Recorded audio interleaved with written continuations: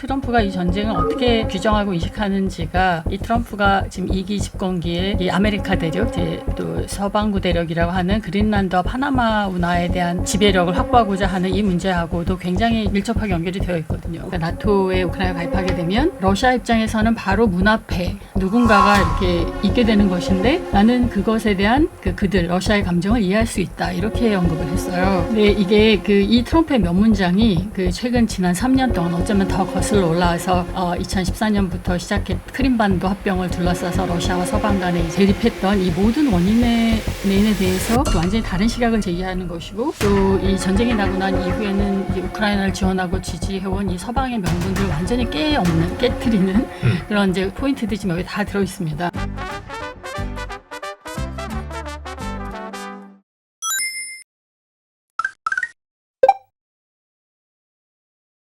트럼프가 그리고 젤렌스키를 막 이렇게 비난하고 이런 것들을 보면은 뭐 개인적인 관계가 이렇게 국제 나라 간의 관계로 이렇게 확산된 것인가 뭐 이런 생각도 좀 들기도 하거든요. 근데 지금 이제 트럼프가 푸틴과의 관계 개선을 의지하려고 한다는 것이라든지 개선하려고 한다는 것이 또 이 전쟁과 관련된 원인의 문제를 얘기하는 부분도 그렇고, 또 해법을 지금 찾아가는 과정에서도 너무 일방적으로 푸틴 편만 든다 뭐 이런 얘기도 하죠. 그래서 이거를 가지고 뭐 스트롱맨 간의 브로맨스 때문에 예, 트럼프가 개인적으로 푸틴에 대한 호감이 있어서 이렇게 경도된 것이다 뭐 이런 얘기도 합니다만, 저는 이제 이렇게 보는 시각은 좀 자제하고 진지하게 이 트럼프가 이 전쟁에 갖고 있는 인식들을 좀 들여다볼 필요가 있는 것 같아요. 왜냐하면은 트럼프가 이 전쟁을 어떻게 규정하고 인식하는지가 자체가 이 트럼프가 지금 2기 집권기에 자기 아메리카 대륙, 또 서방구 대륙이라고 하는 그린란드와 파나마 운하에 대한 이 어떤 지배력을 확보하고자 하는 이 문제하고도 굉장히 이제 밀접하게 연결이 되어 있거든요. 그래요? 우크라이나 러시아 전쟁하고 그린란드 파나마 운하하고 관계가 있다고요? 그렇죠. 그러니까 이제 이 트럼프가 사실 지난 1월 7일 날 당선자 신분으로 가졌던 기자회견 내용이 사실 여러 사람들에게 쇼크였었고 저한테도 좀 굉장히 충격적이었는데, 네.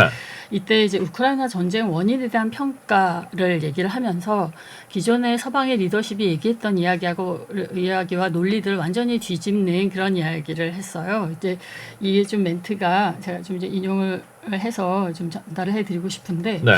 이날 이제 트럼프가 이 우크라이나 전쟁의 문제를 얘기하면서 이 문제의 가장 큰 부분은 러시아가 푸틴 이전부터 수년 동안 미국이 우크라이나를 나토에 끌어들여서는 안 된다라고 말해왔다. 그래서 이는 이제 러시아에게, 이제 가로치고 러시아에게 마치 돌에 새겨진 것과 같은 것이었다. 그러니까 돌에 새겨졌다는 얘기는 타협할 수 없는 십계명 같은 것이었다. 러시아에게 입장에서는. 네. 그러니까 우크라이나 나토 가입은요. 그랬는데 이제 바이든은 당시 이에 대해서 아니야, 그들은, 그러니까 우크라이나는 나토에 가입할 수 있어야 한다라고 이렇게 반응을 해왔다. 그런데 이제 이게 트럼프 말입니다. 근데 그렇게 되면, 그러니까 나토에 우크라이나가 가입하게 되면 러시아 입장에서는 바로 문 앞에 누군가가 이렇게 있게 되는 것인데 나는 그것에 대한 그들 러시아의 감정을 이해할 수 있다, 이렇게 언급을 했어요. 네.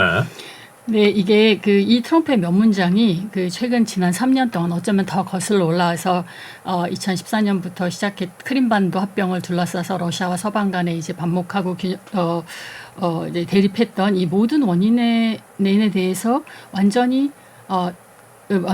원인에 대해서 완전히 다른 시각을 제기하는 것이고, 또 이 전쟁이 나고 난 이후에는 이제 우크라이나를 지원하고 지지해온 이 서방의 명분들을 완전히 깨트리는 그런 이제 포인트들이 지금 여기 다 들어 있습니다. 지금 이 트럼프의 짧은 문장을 조금 저는 해석을 했으면 하는 게, 이게 지난 3년 동안 뭐 국내는 물론이거니와 외국에서도 우크라이나 전쟁의 원인과 구조, 그래서 어떻게 이것이 해결해야 되는 궁극적인 문제까지 지도자들 간에 또 학자들 간에 첨예하게 대립하고 심하게 싸우기도 했던 그런 이제 중요한 포인트를 트럼프가 여기서 다 이제 건드렸거든요. 네. 그러니까 이제 첫째, 아까 트럼프가 말했던 부분 중에서 우크라이나 나토 가입 불가는 러시아가 푸틴 정권 이전부터 줄기차게 주장해온 것이다. 이렇게 얘기를 했어요. 그러니까 그동안 이제 서방의 리더나 러시아를 이제 싫어하는 반러 성향의 학자들은 이 전쟁이 푸틴이 러시아 지도자가 아니었으면 일어나지 않을 전쟁이었다, 이렇게 이렇게 규정들을 해왔거든요. 네. 그러니까 이 전쟁은 말 그대로 지도자 리스크가 가장 극단적으로 드러난 그런 사건이다 이렇게 평가를 했었습니다. 그러니까 그리고 이제 푸틴의 개인의 전쟁이었다라고 이렇게 보통 규정을 해왔어서 언론에서도 모든 많이 원형은 그렇게 다뤘죠. 푸틴의 문제라고 네. 해서 맨날 푸틴 분석했죠. 그런데 이제 트럼프가 여기서 했던 발언 중에 주목할 포인트가 푸틴 이전부터 그러니까 러시아가 푸틴 이전부터 즉 이제 친서방 노선을 추구했었던 고르바초프나 옐친 시대 때부터 러시아가 우크라이나 나토와의 문제는 러시아에게는 전쟁도 불사할 수 있는 레드라인이었다라는 입장을 일관되게 피력해 왔다. 그랬었나요? 네, 그랬습니다. 옐친도 그랬어요? 네, 옐친도 불받아야 될 거라는 얘기를 했어요. 아, 그래서 옐친 후기에 이제 서방하고 관계가 조금 이제 깨지기 시작할 때 옐친도 이제 그러기 시작을 했고요. 이제 그때 이미 나토의 그 첫 팽창이 이제 네. 90년대 말에 옐친 시대 때 이미 있었죠. 그때부터 이미 이제 균열이 좀 가기 시작을 했는데 네. 그래서 그다음에 이런 트럼프만에는 푸틴 개인의 성향이나 야욕에 의한 발생한 이 전쟁이 아니다라는 부분들을 그렇네요. 지금 얘기하고 있는 것이거든요. 고르바초프 옐친이 그렇게 얘기했다면은 뭐 메드베데프도 당연히 그런 입장을 취했을 것 같고. 그렇죠. 예. 네. 네. 그러면은 이게 단순히 푸틴의 문제가 아니군요. 그렇죠. 그러니까 이 부분이 사실 굉장히 큰 쟁점이었었는데 우리에게 논쟁점이었는데 이게 푸틴 개인의 문제, 개인의 어떤 성향에 대한 문제가 아니었다라는 부분을 트럼프가 여기 짚은 것이고 이 두 번째 부분에 가서 이제 트럼프가 얘기한 거, 그러니까 나토가 우크라이나까지 팽창하게 되면 러시아 입장에서는 문지방에 도어스텝에 썸바디가 있게 되는 것인데 이로 인한 러시아가 느끼게 될 안보 불안에 대해서 나도 공감한다. 이런 얘기인 거거든요. 우크라이나 독립국가고 자기네 주권이 네. 있는데 자기가 가입하고 싶은데 가입하는 거고 자기네 정책을 선택하는 거지라는 논리가 당연시 되죠. 네, 그렇기도 하고 이제 우크라이나가 나토가 가입하건 어쩌건 간에 나토하고 러시아하고 그래서 결국 국경이 맞닿는 게 된다 하더라도 나토가 미쳤다고 러시아를 쳐들어가냐. 그렇죠. 그러니까 도대체 일어나지도 않은 일을 가정을 해서 안보가 불안하다라고 이렇게 호들갑을 떨고 이러면서 이거는 사실 거짓된 어떤 선전인 것이고 이제 국내적인 어떤 선동을 하기 위한 그런 명분이었던 것이고 또 대외적으로는 이 전쟁의 명분으로서의 이제 했던 위장된 논리다라고 얘기를 했고요. 만약에 정말 만에 하나 정말로 러시아가 실제 거를 불안하게 느낀다면 그거는 거의 정신과민증 같은 그러니까 안보 불안장애 정신병 정도로 취급을 해서 치료가 필요한 건지 우리가 그거를 들어줘야 되는 상황은 아닌 것이다. 네. 이런 얘기를 사실 최근까지만 해도 많은 학자들이나 서방의 이제 그 리더십들이 얘기를 했던 부분입니다. 그렇죠. 서방에서는 나토가 침공할 일이 절대 없다고 생각하니까요. 네. 그런데 트럼프는 러시아가 그렇게 불안하다고 느끼는 거는 당연하다. 있을 수 있다. 나는 그거를 이해한다라는 그런 이제 얘기를 한 것이어서 이 전쟁을 둘러싼 3년 동안에 너무나 많았던 이 학자들 간의 이 성격 규정에 대한 이야기들, 특히 그 중에서도 서방의 리더십들이 해왔던 얘기들을 완전히 뒤집는 이야기를 한 것이죠. 근데 이거는 대체로 이제 현실주의 국제 정치를 하는 학자들이나 이 복잡한 사안을 연구한 러시아 전문가들이 좀 동의했던 부분이긴 합니다. 그래요? 네. 진짜로 미국 사람들 중에 그걸 공감하는 사람들이 있어요? 대표적으로 이제 그 시카고대 존 미어샤이머 교수라고요. 네. 그 지금 현실주의 현존하는 정치학자 중에 가장 유명하신 저명한 학자이신데 이분은 2014년 크림반도 사태가 났을 때부터 이것은 서방의 잘못이다라는 그런 글도 내고 그거로 강의도 많이 하시고 그 주장을 계속 해왔어요. 이제 나중에 큰 전쟁 난다라고요. 그래요? 그리고 이 전쟁 초기부터 이거는 이 나토 팽창 자체가 잘못된 것이었고 이거는 미국이 결국에는 바로잡을 수밖에 없다. 그러니까 그리고 러시아를 이렇게 익스펜셔니스트 팽창주의자라고 보는 그 시각 자체가 미국에게 편리한 시각이다. 이런 얘기를 계속 해왔었고요. 또 콜롬비아대 제프리 sak스 같은 분은 사실은 러시아가 이 냉전 해체 이후에 친서방 정책을 취할 때 그때 러시아의 국가 고문을 경제 고문을 했었어요. 대통령 네. 경제 고문을 하면서 그때 러시아하고 서방 간에 어떠한 그 인터액션이 있었는지를 굉장히 가까이서 본 사람으로서 러시아는 당시에 충분히 친서방을 할 생각이 있었었는데 미국이 일극 체제를 가져가는 동안에 러시아를 누르려고 했고 배제시켰고 러시아하고 정당한 그 페어한 관계를 만들어가지 않았다. 그거의 연장선상에 이제 나토의 확장이었고 러시아 입장을 전혀 고려하지 않은 그리고 네. 이번에 이제 전쟁까지도 솔리 온전히 미국과 나토의 잘못이다라고 지속적으로 주장을 해오신 분입니다. 미국 내에도 그 꽤 유명한 학자들이 러시아의 입장을 충분히 공감하는 분들이 있군요. 네, 근데 지난 3년 동안 되게 그분들은 미국 내 바이든 정부 내에서는 이제 많은 비판을 받으시게 됐죠. 그 되게 비주류적인 목소리였었으니까요, 그들 내에서. 근데 그 비주류적인 목소리를 지금 똑같이 그 논리를 그대로 트럼프가 얘기를 지금 하고 있는 것이니까 전혀 근거 없는 황당한 소리는 네, 아니군요. 묻혔지만 이게 우리나라 많이 보도 안 됐지만 굉장히 저는 중요한 사건이라고 이제 보고 있습니다. 근데 그것과 파나마 운하 그린란드는 무슨 관계라는 말씀인가요? 자원이 많아서 그린란드도 이제 탐낸다 이렇게 얘기들도 하지만 좀 군사안보적으로 보시는 분들 같은 경우에도 얘기하는 게 이제 그린란드 같은 경우에 지금 최근에 뭐 중러 관계가 심화되면서 그 동네에서 이제 중러가 합동군사훈련도 많이 하거든요. 네. 미국 입장에서는 머리 위에서 중국과 러시아가 이제 그 군함 몰고 합동군사훈련을 하는 거예요. 나중에 네. 이게 커져서 어디까지 갈지 알 수 없는 거죠. 그리고 또 미국의 그 미사일이 미국으로 날라올 때에 네. 러시아에서 러시아에서 쏘면은 최단 노선에 그린란드가 중간에 있죠. 그린란드 중간에 있기 때문에 네. 그런 어떤 안보적 차원에서 사실은 그린란드는 미국의 되게 핵심이고 이전에도 계속 그래서 살려고 했었다라고 이제 네. 시도했었다고 하잖아요. 이제 트럼프는 지금 이러한 부분들에 대한 부분, 자기네들의 그 미국의 안보와 관련된 문제, 경제 안보, 군사 안보에 대한 문제들을 확실하게 하려고 하는 것이죠. 이전 정부들에서도 다 이런 얘기가 있었고. 파나마도 같은 맥락으로. 네, 왜냐하면 이제 파나마 운하에 대한 트럼프의 입장이 2014년 러시아가 이제 크림반도를 합병했을 때의 어떤 그 스토리하고 굉장히 유사점이 좀 많습니다. 제가 좀 이거를 발견하고 네. 조금 그럴까요? 놀랐는데요. 예. 네.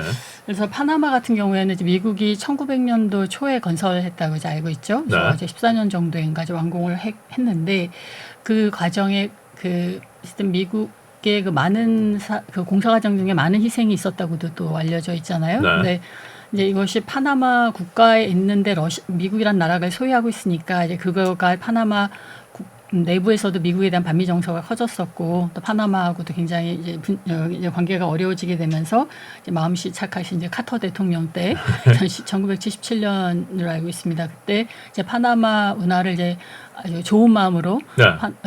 이제 파나마에게 이양하는 것에 대한 협정을 체결하고 아마 이행은 2000년 딱 2000년도가 된 2000년 1월 1일 날 이제 공식 이양이 됐죠. 네.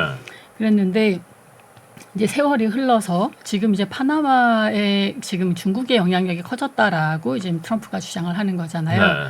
그러면 파나마의 최초의 그 미국이 그렇게 그러니까 1977년에 카터가 그러한 이양이라는 결정을 했었을 때는 전제 조건이 완전히 달랐다는 거예요. 그러니까 파나마가 여전히 이양은 되지만 러시아 미국의 서력권 안에 있다라는 것이 일단 2차적인 전제인 것이고 우리가 충분히 컨트롤할 수 있다라는 자신감이 있었겠죠. 네. 네. 그리고 이 세월이 지나서 중국이 저렇게 커져서 중국이 거기까지 세력을 확대해서 자기네 경제 안보의 어떤 핵심 그 통로를 네. 어떤 줄을 쥐게 될 수도 있다라는 이런 상황까지는 전혀 고려하지 않았었을 때 그때 벌어진 어떤 그 좋은 선심이었기 때문에 이걸 바로잡겠다라고 지금 하고 있는 것이거든요. 그러니까 이거는 미국의 핵심이고 이 문제는 과거에 잘못됐으니까 돌려놓겠다라는 것이죠. 근데 이제 러시아가 크림반도에 대한 것도 좀 비슷했던 게 이제 제정 러시아의 그 러시아 역사에서 러시아가 크림반도를 확보하고 점령하기 위해서 굉장히 많은 피를 흘렸어요. 네. 그러니까 러시아가 땅이 엄청나게 크지만 네. 그 중에서 가장 중요한 핵심적인 어떤 이익이라고 하는 부분을 꼽자면 모스크바가 있고 페테르부가 있겠습니다만 크림반도가 지역가 또 가장 중요한 지역이었었거든요. 왜냐하면 그래요. 거기에 러시아의 흑해함대가 주둔할 수 있는 세바스토폴 항이 있다라는 점에서 네. 그쪽은 러시아가 어떤 대국으로서 군사 대국으로서 행차를 하기 위해서 가장 중요한 어떤 지역이 크림반도였는데 이 소련 시대 후르츠초프 소련 서기장이 그 300년 전에 러시아 우크라이나하고 맺었던 베레슬라브 조약 체결 300주년 기념을 하는 어떤 이벤트의 일환으로서 이 크림반도를 어떤 우정의 선물로서 뭐 우크라이나의 행정구역으로 편입을 시켜요.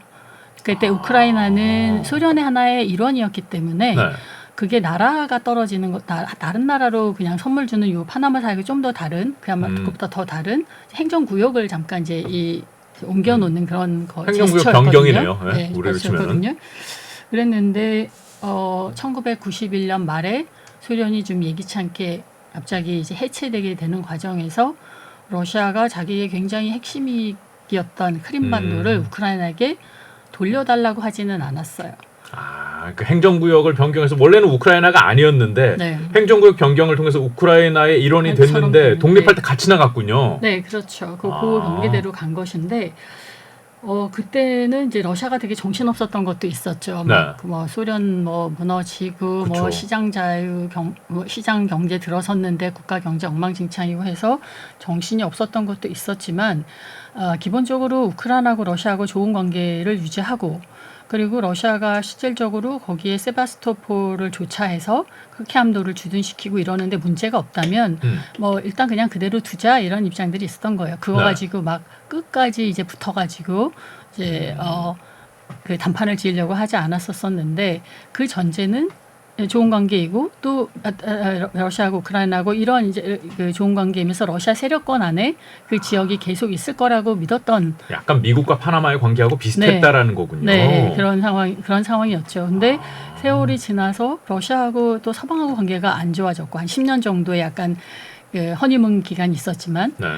이제 1990년대 말부터 조금씩 이제 그 나토의 확장을 계기로 해서 이제 조금씩 이제 갈등 요인들이 미국과 서방 간에 분출되어 왔고 또 거기에 더해서 우크라이나가 친서방 정책을 취하고 그러면서 러시아를 적대시하는 그 리더십들이 우크라이나에 들어서고 근데 거기에 더 나아가서 러시아를 군사적으로 적대시하는 나토에까지 들어가겠다라는 것들을 이제 국가의 국시처럼 우크라이나가 이제 걸는 상황까지 전개가 됐었을 때는 러시아는 완전히 이제 그때 그 크림반도에 대해서 자기네들이 그 그 반환받는 걸 주장하지 않았던 91년의 상황은 매우 달라졌다라고 제가 한 것이었는데 결국 이제 2013년에서 14년에 있었던 우크라이나의 그 마이단 혁명, 또 마이단 사태라고 하는 그때 이제 계기로 러시아가 크림반도를 이제 전격적으로 이제 가지고 온 거죠. 네. 왜냐면은 크림반도가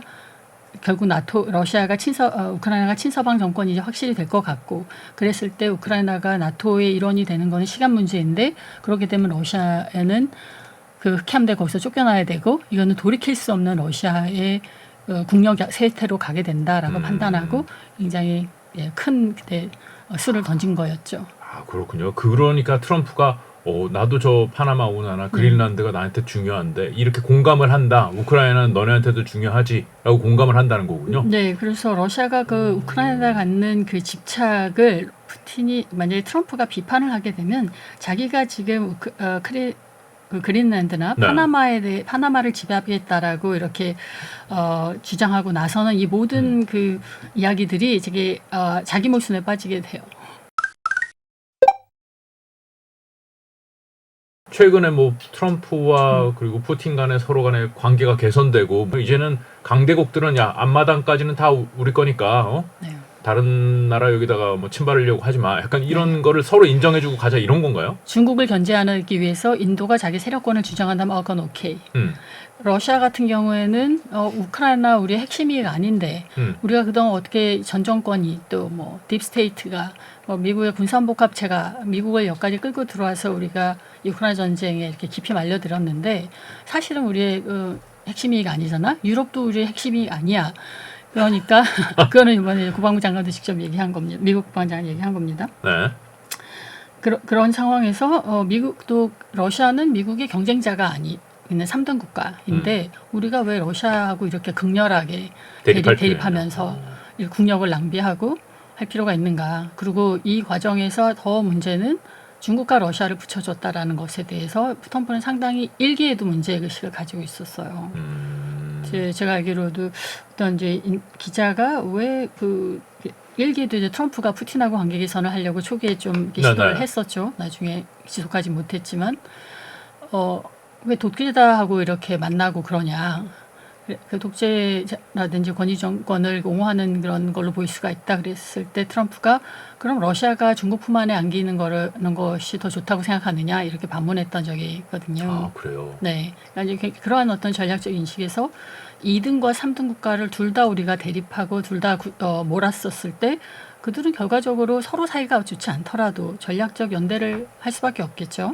그러니까 그런 것에 대한 확실히 현실주의적인 시각을 분명히 좀 트럼프와 이제 트럼프의 외교안보 라인은 가지고 있는 것이고 일기 때는 그거란 인식은 있었으나 여러 가지 트럼프 러시아 스캔들이라든지 등등 해서 실현을 못했는데 이번에는 이제 4년 동안 와신 상담 준비를 했는지 시작부터 아주 과감하게 이제 이거를 좀 추진을 하고 이제 광폭 행보를 보이고 있습니다. 근데 어떠한 결과를 맺게 될지는 이제 제가 아직 좀 얘기하기는 약간 섣부르긴 합니다만 굉장히 큰 어쩌면 2차 대전 이후에 가장 큰 지금 변화의 변곡점이 와 있는 거라고 보는 건 맞는 것 같아요.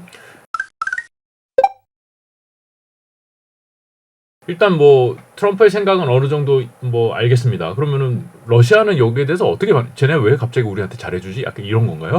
미국이라는 초강대국하고 대립했었을 때는 러시아 선택지는 줄어들 수밖에 없거든요. 그쵸. 전략적 자율성도 줄어들고 그랬었는데 일기 때에 기대했던 것만큼 미국하고의 관계가 개선되지 못했었어요. 그리고 그때 러시아는 분명히 이제 미국이라는 어떤 정치 시스템의 한계를 굉장히 명확하게 봤다고 해요. 원래 기대 안 한다고 했지만 조금 기대했는데 역시 그렇구나. 미국은 역시 우리 편은 아니구나. 그러니까 미국이라는 어떤 군산복합체가 기본적으로 미국 정치에 갖고 있는 그 영향력, 네. 그리고 미국의 관료 시스템, 네. 관료들이 갖고 있는 어떤 하나의 내부적인 어떤 그 영향력, 네. 대통령에까지 미치는 영향력. 그렇죠. 대통령 마음대로 못했었죠. 네, 그리고 의회가 또 미국엔 또 의회가 강하잖아요. 네. 그래서 트럼프가 당시에 미국 테러 제재를 대통령령으로 해제하지 못하도록 의회에서 아예 거를 테러 제재를 법률로 의회 법률로 통과시키고 막 그랬거든요. 그러니까 네.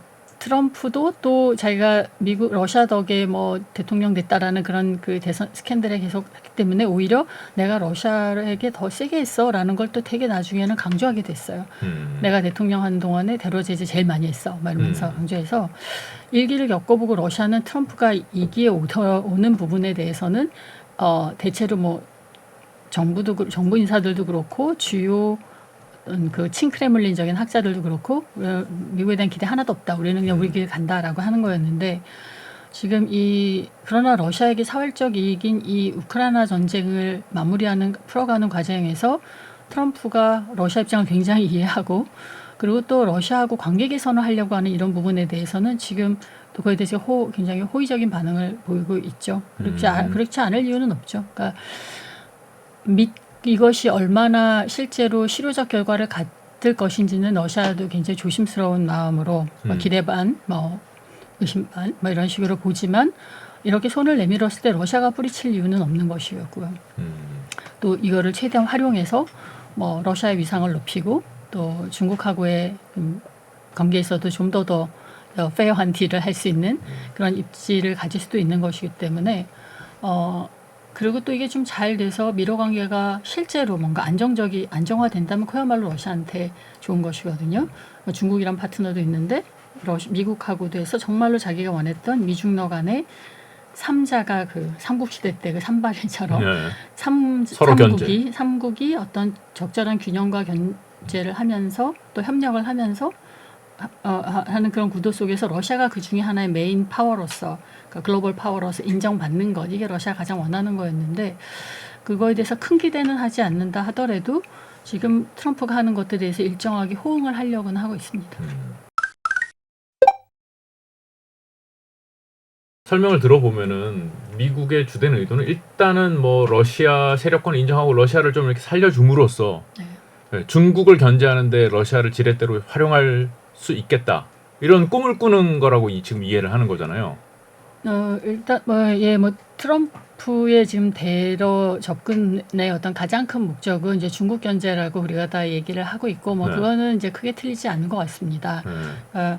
이것이 실제 그런데 뭐 좀 그 사이에 그 러시아와 미국과 또 중국과 미국 간의 관계가 오랫동안 이제 악화이루를 겪는 동안에 중러가 너무 밀착이 됐거든요. 네. 서로 많은 갈등 요인이 있음에도 불구하고 상황적인 어떤 결합을 했는데 이게 되게 많이 깊이 간 부분도 있어요. 그래서 이게 어떤 실효적 효과를 정말 트럼프가 원하는 만큼 중국과 러시아를 떼어놓을 수 있는 정도까지 갈지에 대해서는 네. 좀 이거를 좀 깊이 들여다보시는 분들은 되게 가능성이 낮다고 봅니다. 아 이미 둘은 너무 친해졌다.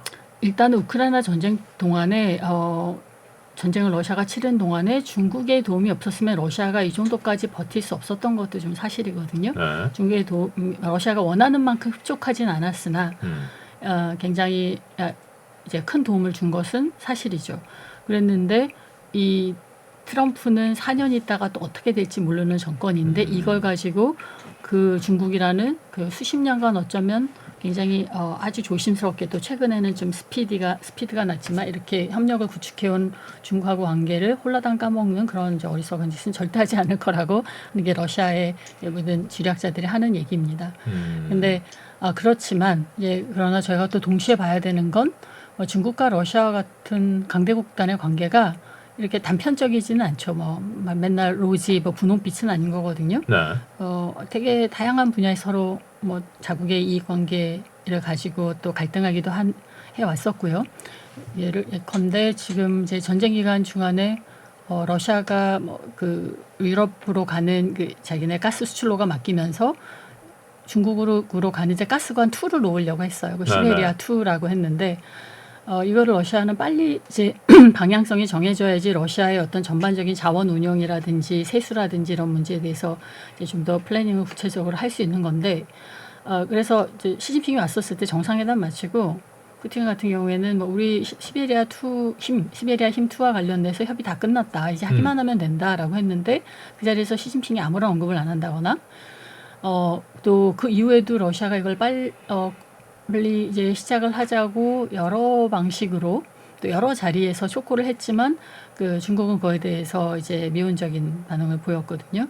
네, 중국도 당연히 뭐 만약에 갑자기 그거 했다가 미국의 제재를 맞을 수도 있고 뭐 등등 해서 아니면 조금 더 버티면 러시아가 더 가스 가격을 낮출 수도 있고 해서 이제 그거에 대해서 러시아가 원하는 만큼 같이 맞장구를 못 쳐줬던 건데 이런 것들은 사실 러시아 내부적으로 러시아 방송이나 이제 이런 얘기를 들으면 되게 서운해한 부분들이었었어요. 그러니까 그리고 그 외에 다른 거래에 있어서도 러시아에게 그 큰 파트너가 중국, 인도 정도였었을 때 그래서 중국하고 그러나 이제 메이저하게는 중국하고 해야 될 것들이 많았죠. 그래서 아주 동등한 입장에서 이루지 못한 그런 거래가 많았다라는 것도 내부 평가이거든요. 그러니까 미국하고 관계에서 일정 정도만 개선이 돼도 또 미국이 대러 제재 아주 일부만이라도 풀어주더라도 러시아의 어떤 전략적 자율성도 굉장히 좋아질 것이고 대중국 의존도도 어느 정도 완화가 되는 효과는 가질 수 있겠죠. 그러니까 어쨌든 러시아를 조금 더 자유롭게 해주는 것은 그리고 또 러시아가 이런 관계 속에 중국하고 거래 속에서 중국에게 굉장히 많은 부분을 이롭게 해줬다라는 거는 중국에게 유리한 거래였다는 거잖아요. 그러니까 그런 것들을 방치하지 않는 차원에서도 트럼프의 대러 포용 정책은 지금 입장에서 굉장히 합리적인 전략이라고 할 수 있죠. 그럼 미러 간에 이렇게 좀 사이가 친해지면은 뭐 중국이 그걸로 인해서 얼마나 뭐 견제를 받게 될지 이런 거는 우리가 실효적으로 확인하기가 어렵다고 해도 또 이제 그 사이에 북러 간에 굉장히 좀 가까워진 느낌이잖아요.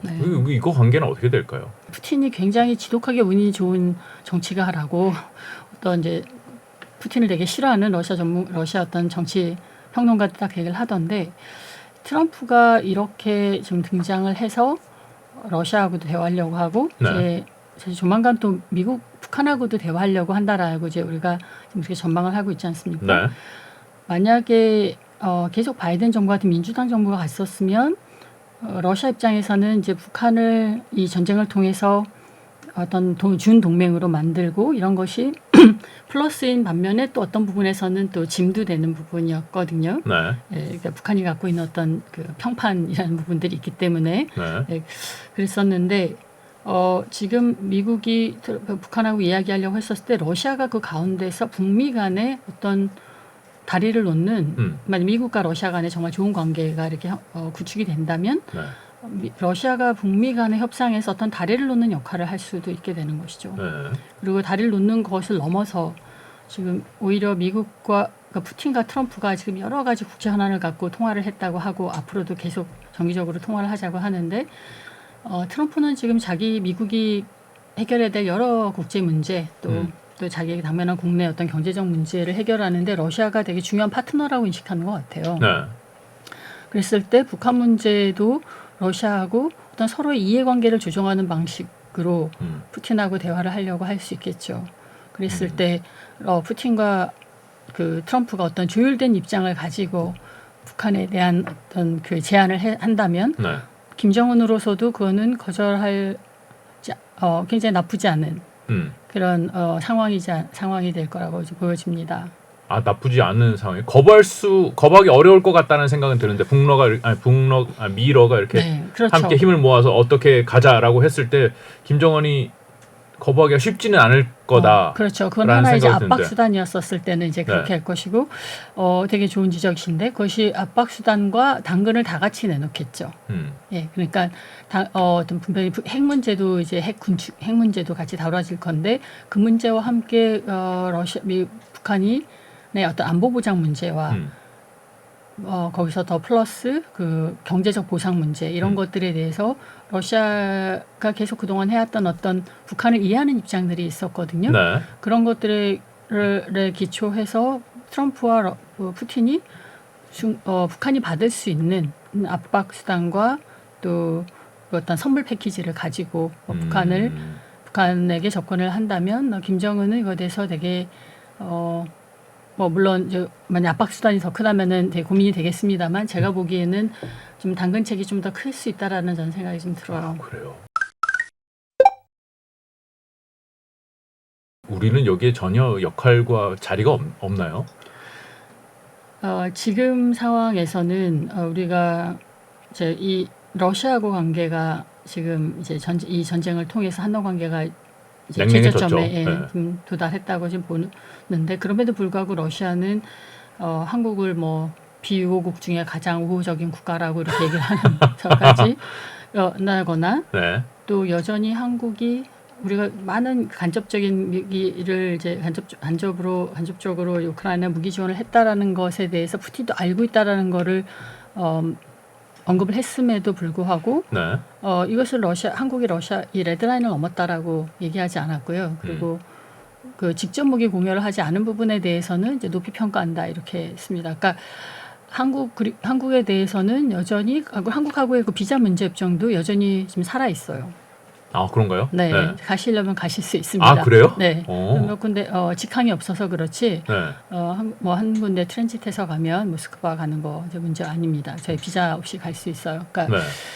정도로 그러니까 한국하고 관계에서 어쨌든 러시아도 잔도를 끊지 않으려고 했었던 부분들이 있습니다. 그러니까 이거는 조금 다른 데보다 좀 더 한국에 대해서는 훨씬 더 호의적인 입장을 계속 이제 남겨두었다라고 러시아 쪽에서. 네, 네. 뭐 이건 제 개인 평가만이 아니라 이제 러시아를 들여다보시는 많은 한국 전문가들이 같이 비슷하게 얘기를 이제 하십니다. 네. 그래서 이 북한 문제에 대해서 사실은 러시아하고 좀 더 우리가 소통을 강화할 필요가 있는 것 같고요. 그리고 이 문제 갖고 우리가 당연히 미국하고도 얘기를 해야 될 것이고요. 남북 관계가 안 좋으니까 우리가 이제 또 북한이 이제 남한이 이제 남남이라고 한 상황에서 네. 이 접근하는 문제는 굉장히 고민이 됩니다만 어쨌든 미러 간에 할 수 있는 어떤 미러 간에 나올 수 있는 북한 문제에 대한 협의의 그런 협의의 장이 열릴 때를 저희가 이제 패싱되지 않도록 그 각각의 어떤 채널을 통해서 우리의 입장을 양측에 이제 전달을 하고 우리가 이 문제의 당사자임을 이제 끊임없이 주장하고 할 필요가 있겠죠. 근데 이제 우리 이제 쓸모가 있어야 될 텐데 네.